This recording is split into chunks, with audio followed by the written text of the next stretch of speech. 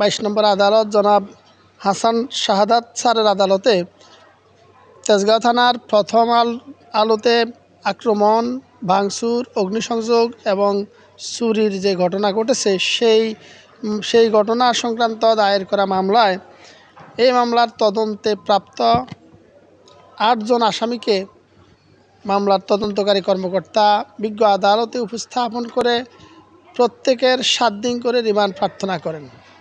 আমরা বিজ্ঞ আদালতে এই আসামিদের ন্যায় বিচারের স্বার্থে রাষ্ট্রের ভাবমূর্তি ক্ষুণ্ণ করা হয়েছে এবং অন্যান্যদের নাম ঠিকানা জানার জন্য, লুণ্ঠিত মালামাল উদ্ধারের জন্য, সর্বোপরি এই মামলায় ন্যায় বিচার নিশ্চিতের জন্য বিজ্ঞ আদালতের কাছে আমরা রাষ্ট্রপক্ষে প্রত্যেক আসামির সর্বোচ্চ 7 দিন করে রিমান্ড প্রার্থনা করি।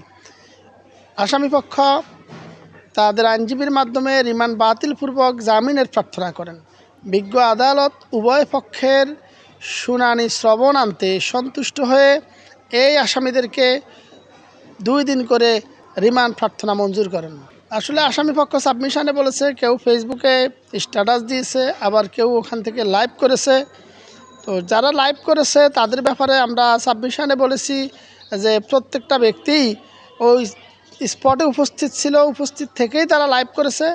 মধ্যে এরকম তেমন কাউকে তো স্পষ্টভাবে পাওয়া যায় নাই যে তারা ফেসবুকে শুধু স্ট্যাটাস দেওয়ার কারণে ধরে আনা হয়েছে। এইরকম যাদের ডিমান্ড চাওয়া হয়েছে তারা ওখানে লাইভ করেছে, তাদেরকে তদন্তে তাদের নাম এসেছে এবং তাদের যে ফেসবুকে তাদের লাইভে উপস্থিতির বিষয়টা নিশ্চিত হওয়ার কারণেই এই বিজ্ঞ আদালতে তদন্তকারী কর্মকর্তা রিমান্ডের প্রার্থনা করেন।